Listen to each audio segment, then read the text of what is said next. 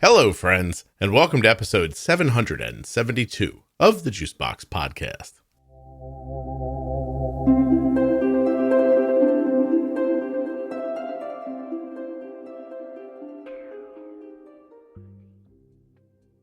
On this episode of the Juicebox Podcast, Jennifer Smith and I will be giving you another episode in the Bold Beginning series. Today we're talking about journaling, which, though I got confused a little bit, isn't about writing down your feelings. Nothing you hear on the Juicebox Podcast should be considered advice, medical or otherwise. Always consult a physician before making any changes to your healthcare plan or becoming bold with insulin. The Bold Beginning series begins at episode 698 and includes honeymooning, adult diagnosis, terminology part 1 and 2, fear of insulin, the 15-15 rule, long-acting insulin, target range, food choices, pre-bolus, carbs, stacking, flexibility, school, exercise, guilt, fears, hope, and expectations, community, and today's episode, journaling. If you're looking for that list, it's available at juiceboxpodcast.com or on the private Facebook group in the feature tab. The list actually has like the episode numbers with it, which I guess I could have just said, but I felt like I had to rush to get, in before the music ended. Anyway.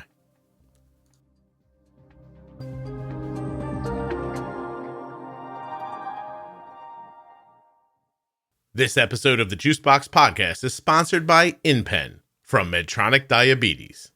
If you want an insulin pen that has much of the functionality that you find with an insulin pump, you're looking for the InPen. Learn more at InPenToday.com. This show is sponsored today by the glucagon that my daughter carries, Gvoke HypoPen. Find out more at GvokeGlucagon.com/juicebox. Well, Jennifer, we are so close to being finished with the Bold Beginning series. Yay! We are going to record today. What we have left is journaling. And then we have supplies like technology, durable medical stuff, which I thought was a great idea, talking about how to people actually get these things, a little bit about insurance, and then we're going to talk about carb guidelines and food impacts. So we only have 4 topics left.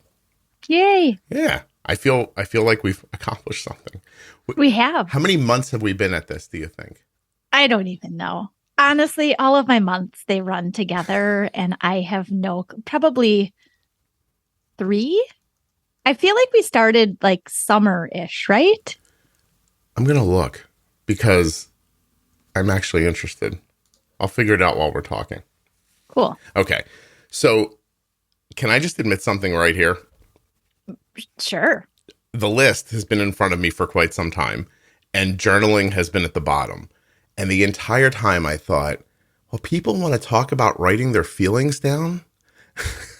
Then I thought, okay, if that's what everybody said, we'll do it. And then, of course, today I looked at it and I thought, oh, that's not what they're talking about at all. Well, that's what I was wondering. I was like, and when you said the name of it, I was like, journaling. What kind of journaling? I journal, and it doesn't really reflect on diabetes, but sometimes it does when I'm journaling about that, but that's not in my journal. No, I swear to you, I was so disappointed with myself when I started reading. I was like, oh, they're talking about tracking food and doing a food journal and a carb journal and a bolus journal, journaling diabetes stuff. And I thought, yes, it never occurred to me because, I don't do that. But there you go. But I do see people's comments tell me that for, I think, certain brains, right? This is probably incredibly important. So the first comment I have here is, I counted carbs and tracked in a food journal like crazy for almost a year. I would record everything my son ate and what happened to his blood sugar afterwards. This was kind of helpful to distinguish patterns. It was very stressful when things were not working correctly. But, oh, here we go. I would never food journal again if I knew better. And I don't say, as if like, well, gosh, why not? It's just sort of like, I think everybody, again, you said personality. I think there are some people who can collectively see something happening, they take it in, and it gets filed in that place that they know they can pull it out and use it, and they don't have to write it down. However, there are people, in terms of like kind of learner along with personality. There are some people, their learning style is they get it once they've written it down. Mm-hmm. If it's written a couple of times, it's then in that place in their brain that they can draw from, and they probably don't have to write it down anymore. Right? Yeah. I wonder if the message after we get through this is going to be that if this is how your brain works, this is probably amazing. And if it's not, it might feel like torture. And I think the other piece to it too is people who have a little bit more consistency in what they do probably would benefit from this, regardless of personality or learning style. They're the person or the family that could get a lot out of, we have soccer every Monday, Wednesday, and Friday. We always eat this for breakfast, this for lunch, and then dinner is these different meals, but there are like 5 of them. Great. Journal it, figure it out. You will see patterns. Yeah. I guarantee. Mm-hmm. But the person who has a very random schedule, and I bring up nurses sometimes because the nurses that I've worked with often have variable scheduling. Mm-hmm. They might work overnight and then they might be off for 2 days, and then they might work 3 shifts in a row, different times of day, and then they might be off for another 2 or 3 days in a row. While you might get something out of food evaluation, you may not get much out of time of day evaluation because there's so much that's variable day to day for them. Yeah. So I think, you kind of have to pick and choose. What are you also trying to figure out? Mm-hmm. Journaling the 1,000 things that might happen in your day, you're going to get overwhelmed with that. Yeah. You're not a computer, right? Like you can't write down so much data that you can't compile it and make sense of it. But right. So what you're saying makes a lot of sense to me. If you have a more repetitive life, you'll probably more quickly be able to see the patterns. Right. And if you have an incredibly variable life, what you might end up with is a lot of numbers and lines and dashes that you can't make sense of. Correct. Interesting. And sometimes because it's your own data, you sort of get lost in it, right? Sometimes it helps to have an unbiased look, which means then that hopefully you have a good care team that you can go to and send data to for evaluation, saying, I don't see anything here. Can you please try to pick this apart? And, when I'm looking at someone's data, sometimes I say, I don't know. It looks like there are a lot of variables in the picture. So let's try this and this to start out with. Well, right? I'll tell you, that's really important to bring up because, in full transparency, probably a half a dozen times a year, I send something to Jenny and say, I see this. Am I right? Because right. I'm living it and watching it. You're too, right? It's micro macro. Like sometimes you get too close to it and you can't see the big picture anymore. And I wanted to make this switch a couple days ago, and I said to Arden, hold on a second, I'm going to check with Jenny. And she goes, do you not know if you're right or not? And, which I don't think filled her with a ton of confidence. And I was like, no, this is the right thing to do. But let's just tell somebody else first who thinks about it the same way, so right. that we don't start turning a bunch of knobs and get too far away from where we are because we're so close right now. And right. She's like, whatever. And I was like, okay, by the way, just to digress for half a second, did you hear the episode that she did recently? I listened to, I think I got through 3/4 of it. Did you get to the part where she wouldn't give you credit for the oat milk ice cream? I didn't get to that part, although I have seen many comments about what's this ice cream that Jenny recommended. And I was like, it's tasty. I guess the biggest reason was when I recommended it for you guys was trying to find something that was comparable in taste, that she wouldn't be like, oh my God, this crazy lady recommended something it's horrid. It is totally not ice cream to me, right? How long is the hair on Jenny's legs if she thought I was going to eat this? Right, exactly. Yes. But she just ended up really liking it. So I was like, That's awesome. I was like, hey, give her credit. She goes, I'm not involved in this thing you do. And I was like, what are you talking about? Anyway, you have to get to it. It's hilarious. Okay. So the next comment here is super interesting because it goes the other way. Getting a scale and a notebook was huge for our family, as well as staying as organized as possible was. We had a little makeup organizer set up on our counter in the kitchen with everything we needed. So it was very easy to reference then and with a notebook right in front of them. We would write down all of her carbs and insulin doses, times, etc. And that really helped to make sure we didn't both accidentally give her something. Oh, that's interesting. A little redundancy too. And reference back to the book if something weird with her blood sugar happened that we could figure out better after seeing, what was going on with the insulin versus the food that she ate. Get a good scale to help with carb counting. And that's there, in terms of the whole idea of journaling, therein lies, I think this person brings up a good fact that sometimes actual physical written journaling you can flip back to easier than the databases upon databases that allow you to do the same thing in an app. Because sometimes the apps become cumbersome to try to track through and page back and forth between one day note and then trying to find another days of note. Yeah. Where if you have it just written down, you can kind of easily page back and forth. I know a lot of people use like the Sugarmate because partners or caregivers or whatever, you can see what every person is logging. And then you can see in the day and you don't really have to worry about that redundancy or, oh my goodness, did I give it? Did somebody else give it? What was done? Right. But yeah, I mean, there are multiple ways to journal or I guess record diabetes, if you will, sort of like texting diabetes, but recording diabetes, if you will. So when there are plenty of times throughout the weeks where my kids look at me funny because I'm like, well, if I'm going to do this, I have to go upstairs to my computer. And they're like, you can do it on your phone. And I don't want to. I don't like that. And they're like, you're old. And I'm like, you say whatever you want. Like, I want it big. I want it in front of me. I want to be able to look at multiple things at the same time. I don't want to be flipping back and forth. I take that point. Oh, wow. It's interesting. Yeah, I would be better with it. Interestingly enough, I'd be better with it where I could just reach back 3 pages and go, okay, Monday. That would be easier for me. Absolutely. I mean, I did that and I'm very glad. And I recommend this to a lot of the women that I work with through pregnancies. I journaled my entire first pregnancy, the whole thing, all the foods, every day and time of change of insulin doses and everything that I noticed. It was enormously beneficial when I was pregnant with my second. Okay. Enormously beneficial because I could go back and say, well, this time of the first trimester, this is about what started happening. And then I didn't feel as crazy, right? With what I was noticing. I'm like, no, this is normal.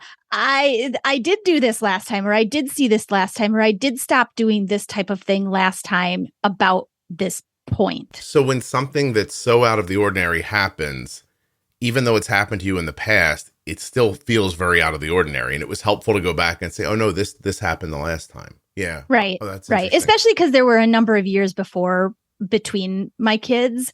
And so, memory lapses entirely. Right. So that's nature's way of allowing you to get pregnant again, I think. There you go, I guess. Yes. You don't remember all of the stuff you do, right? Yeah. Let's do it again. Yeah. If you remembered it, you'd be like, no, thank you. That's okay. One's enough.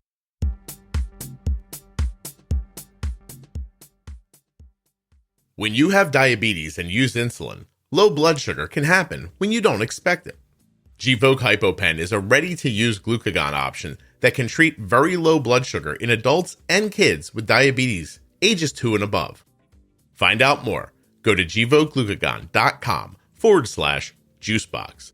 Gvoke shouldn't be used in patients with pheochromocytoma or insulinoma. Visit gvokeglucagon.com/risk. Do words like current glucose, dose calculator, active insulin remaining, dose history, activity log, reports, and glucose history make you think about an insulin pump? They probably do, because that's a lot of the functionality that you get with an insulin pump. But I just read those words from InPentoday.com, which is a website where you can learn more about and even order the insulin pen known as the InPen. This pen is special because it connects to an app on your phone that gives you the functionality that I just spoke of. Now you may think, oh, well, something like that, Scott, has to be incredibly expensive. But in fact, you may pay as little as $35 for the InPen, That's because Medtronic Diabetes doesn't want cost to be a roadblock to you getting the therapy you need. And so with the InPen Access program, you may pay as little as $35. This is something you can learn more about at inpentoday.com. While you're there, check out the app. Great breakdown of the pen that's there. You can see all the parts and pieces, the who's its and what's its, everything you need to know about InPen from Medtronic Diabetes. When you're ready to try it, scroll to that part of the screen that says ready to try, and you'll be that much closer to getting your insulin through a pen that connects to an app on your phone and gives you the functionality you're looking for. InPentoday.com. Links in the show notes, links at Juiceboxpodcast.com. InPen requires a prescription and settings from your healthcare provider. You must use proper settings and follow the instructions as directed, or you could experience high or low glucose levels. For more safety information, visit InPentoday.com.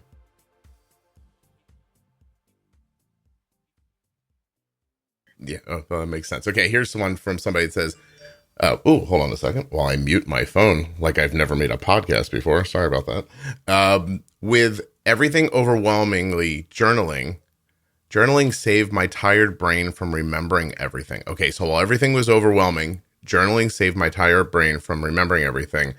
I keep everything in there: food, bolus, timing, dosing, carb counts, questions to ask. Questions to ask in an appointment. They use this thing like a Bible then. Okay. Yeah, and that is good in terms of connections with your care team, because if you do on a day have, gosh, I should ask about this. Is it a question that needs to be answered now? Then reach out now. If it's a question that you're going to bring this journal in a month or 2 months when you have your next visit, because they were just things you wanted to go over, but are really not as necessary to get an answer to right now, then you don't have to remember all your questions. Yeah. My mom just moved from the East Coast to where Jenny is, not to live with Jenny, but to live with my brother. No. Not that my brother lives with Jenny, but they're in the same state. Anyway, and my brother's been a little overwhelmed. And we had a conversation yesterday where I said, listen, you've been lucky this far. You haven't dealt with a lot of health issues. And he's like, well, there's phone calls and I'm talking to doctors and they don't do anything you want them to, you have to ask 3 times. I was like, yeah. I was like, that's how this is. So I said, look, make a list. And I said, because if you think you're just going to walk in that doctor's office and remember to say everything that you need to say, it's not going to work like that. I said, you have to have a list in front of you. It's interesting how, the one thing I'm realizing as I'm listening to people and talking about how they're journaling and listening to you talk about it, is that I would have benefited from it. It's just that my brain doesn't, excuse me, I don't know how to say this actually, but my printing, my penmanship is horrendous. Like, I don't mean not, worthy of being hung up somewhere. I mean, I write things down and then I don't know what they say. Them. Yeah. I have things written in front of me from yesterday. I don't know what they say anymore. And so it's kind of like Dr. Chicken Scratch, really. It's like something, I'll tell you, because and I wonder how much of that thwarted me from ever trying it, because I have written things down before and I'm like, well, this is useless. I don't know what this says. I've tried slowing down and writing slower. It doesn't, I can't do it. Like the first 3 letters, and then I get bored. I'm like, come on, let's get this out. And I can't get back to it. So, okay. And had you had, Arden was diagnosed long enough ago that there really weren't the tracking tools that we have now, right, where it takes your handwriting out of the picture. It does allow you to keep it all in an app again, or someplace that you can actually read what you wrote down. Well, that is why I like being at a computer, because I can go back and actually see it. Also, you make a good point that my book back then might have said, woke up, screamed into pillow, cried. Yes. Yes. Chased Arden around room with needle, went in another room, screamed in pillow. Yes, I don't know how helpful that would have been exactly. I guess the tools and the data coming back really is more modern day. It is definitely. I mean, even the ability to download, a pump or a simple glucose meter, or have the CGM data drive right into a database that you can look at online, or that you can get notifications. Hey, Clarity tells me that I did this much better this week compared to last week, right? That kind of information just, it wasn't there. Yeah. So I use that data, like in Clarity, for example, when I'm retuning Arden's blood sugars for something, I move everything to one day. I want to see just what happened today. Where was our average? What was our range today? And then as those numbers come to where I want them to be, then I open it back up and see, am I keeping it for a week? I am. Yep. Am I keeping it for a month? Good. And then I kind of build off of it that way. Yep. Those overlays or comparison reports, especially just, talking about like a CGM from a one point of view. Like you said, when you make a change and you're wondering if it's made enough of a difference, I always start with just compare a 7-day. You made a change on this day, look 7 days out, do things look better compared to the previous 7 days before you made the change, and see. So you can definitely tell whether or not more stuff needs to be adjusted. I cheat a little bit too. Like I'll look at 7 days and just pick a number. We'll say like, I don't know, variability is at 28%. And I'm like, okay, over the last 7 days, that's great. Then I expand it to 14 days and I don't even go back and look. If the number goes up, then I go, okay, well, the week before it wasn't as good. And if the number stays still or goes down, I go, okay, now I have some consistency over 2 weeks. Right. Yeah. Oh, it's interesting. The last person just says, please get a good scale to help with carb counting. I don't know how to comment on that because, that's a bridge too far for me, but I see the value. There is value. And I think, again, I still use a food scale, but more specific to foods that they never have a label. They're real foods like butternut squash or acorn squash or apples or kind of, those summer into fall kind of vegetables and fruits, or anything that you might get from the grocery store any time of the year that just does not come with a label. You can get a lot from using a food scale and, a carb factor. And many food scales now, if you get a smart one, actually come with the carb factor already in them. Cool. And all you do is put the piece of food on the scale, put the code in, and it gives you the amount of carb in that portion that you're going to eat. Oh, so you put it on, like you cut up apples as an example. I throw it on there. I tell the thing, this is apples. It already knows what the carb factor is for me personally. Tells me for that food particular. Yeah. Yep. Yeah. Like one in particular is eatsmartproducts.com is the website. It's a great food scale. You want to look for the nutritional kitchen scale. It's like a square, like clear glass shape. But it comes with a catalog of about 1,000 foods that each have a code. And when you look at the code, then you put that in, let's say apple is 205. I only know it because I really like apples this time of the year. And I use it because they're all different shapes and sizes this time of the year. So you put the apple on and it pops back. This is how much fiber it has. This is how much carbohydrate in this portion that you're going to eat. And if you are the precision kind of person, then maybe that's what makes the big difference for you. Yeah. And if it does, it could be a huge benefit for you. Again, I don't use it for things that might, like beans that come in a container that I can look at. I know what a half cup looks like. I've been doing this long enough that if I don't know what a half cup looks like, right. You think you're in trouble at this point? I'm in trouble at this point. Well, okay. So I think the takeaway here is that different people are going to respond well to different ideas, but that's keeping track of something somehow is a good idea. You don't, even look, as I joke, I don't keep track of anything. Arden left for college. The last thing I did was open up her Loop app and screenshotted every page of her settings. And I airdropped them to myself. And we got there and we made changes and I did them again. And over the last couple of weeks, as she's settling into school, I referred back to them a number of times. So right. And in the beginning, I think the good thing about some tracking, especially if you do have a honeymoon period, the good thing about tracking early is that you'll start to see those differences that cue you in to say, this wasn't just a bad day, right? Yeah. This was 2 days or 3 days of much more sensitivity or much less sensitivity. And so then something needs to be adjusted in terms of your doses, probably. And you can go forward in a much more precise manner rather than the randomness that creates more of the roller coaster up and down. Yeah. Okay. Well, I'm glad we talked about this then. Thank you very much. Thank you. Okay. Let's see. What is next? So that was journaling. I honestly can't read my own writing. It's embarrassing. There was a physician when I was doing my clinical internship, which I had done at a hospital where I was already working. Mm-hmm.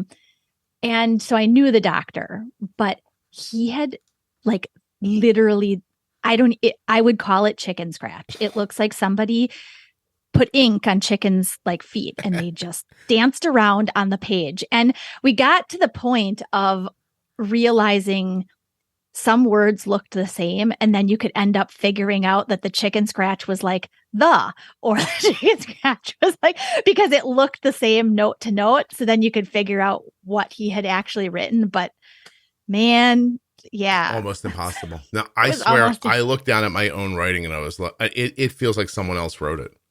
I have something in front of me right now. Oh, I know what it is. I was speaking to someone from Australia yesterday, and she said, "we in a potty." And I wanted to remember to bring it up later because she was talking about peeing on sticks to get her blood sugar when she was younger because she had diabetes a long time, right?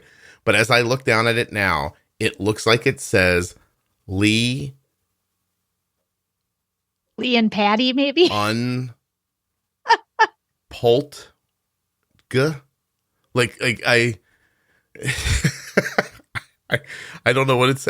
I don't know what it could say. Q, like CUE. It could say definitely not we, because the first loop of the W goes down, comes up, and then goes right into the E, and then there's another E. The two E's don't even look the same. You can't even tell the second E and the first E are the same letter. I hope you never wrote like nice letters to your wife when you guys were dating, because she was probably like, I don't know what the guy's talking about. No. I hope he's telling them that he likes me, but I really don't know. When I fill out a greeting card for Kelly, I sometimes print it out first and then go and I copy it, because if I just start writing, I hand it to her and later she goes, "Hey, what does this say?" And then I just read it to her, or I can't read it and I just go, "Well, here was the intent when I started." I don't know. It's terrible. It's really, it's my whole life. My printing has been absolutely horrible. And my cursive is, not that anybody writes that way anymore, but it's horrendous. Anyway. I know they don't even teach it anymore. There's a lot of things they don't teach anymore. Some of it I'm confused by. Like typing.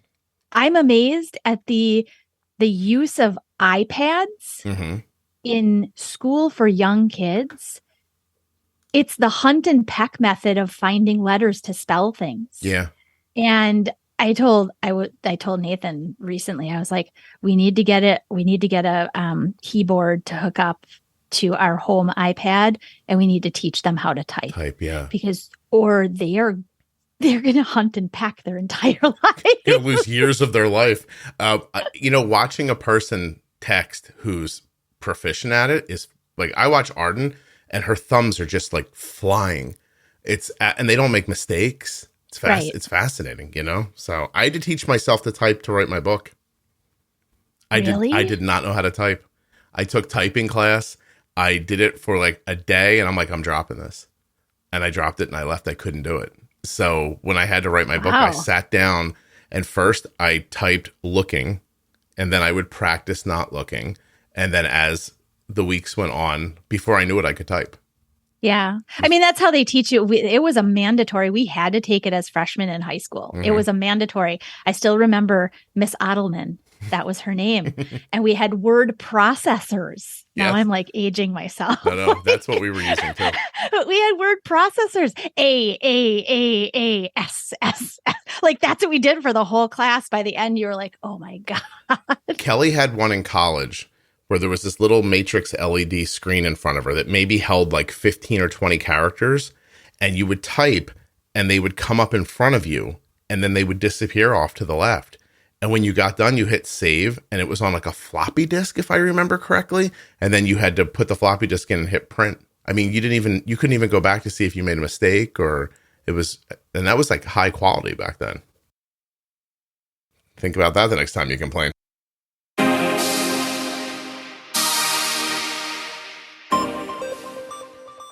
A huge thank you to one of today's sponsors, Gvoke Glucagon. Find out more about Gvoke HypoPen at gvokeglucagon.com/juicebox.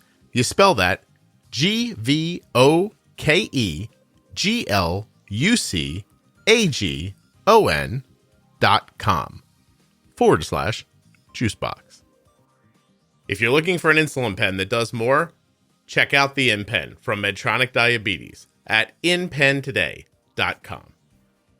And don't forget to fill out that survey for me at t1dexchange.org/juicebox.